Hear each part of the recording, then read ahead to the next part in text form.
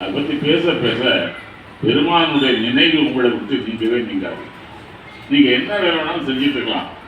அடுப்பங்கரையில் வேலை செய்யலாம், அலுவலகத்தில் வேலை செய்யலாம், இல்லை பிரயாணம் பண்ணலாம். எல்லா நேரத்திலையும் அந்த நினைவு உங்களுடைய வந்துகிட்டே இருக்கும்.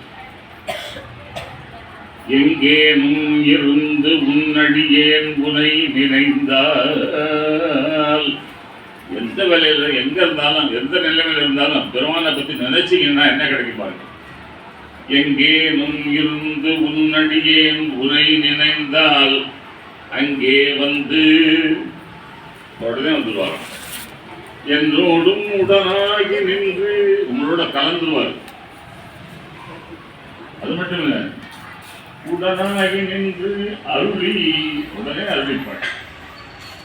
சிவபெருமான் மட்டும்தான் நினைவுக்கே அருள் செய்வார். பாடினா என்னென்ன கிடைக்கும் பாருங்க. அருளி என்ன சொல்வார், நம்ம எப்படி பார்க்கலாம், நமக்கு ஏன் இந்த கல்வி ஏற்படுது? ஏதோ நல்ல குடும்பத்தில் பிறந்தோம், நல்ல கல்வி கேள்விகள் சிறந்தவராக இருக்கிறோம், நிறைய பொருள் விட்டுக்கிறோம், மனைவி மக்கள் செல்வம் வீடு வாசல் எல்லாம் வருது. ஒரு நாள் எல்லாத்தையும் விட்டுட்டு போயிட்டோம். எப்போ போவோம் யாருக்காவது தெரியுமா? தெரியாது. பிறந்த தேதியை கூட இப்போ விஞ்ஞானத்தில் முடிவு பண்ணிடுறாங்க. நல்ல நேரத்தில் குழந்தை உறக்கணும்னு எடுத்துறாங்க. இல்லை, ஆனால் நமக்கு எத்தனை பிரிவினால் தெரியுமா? இது எத்தனையோ. ஆக சொன்ன இந்த இடைப்பட்ட காலம்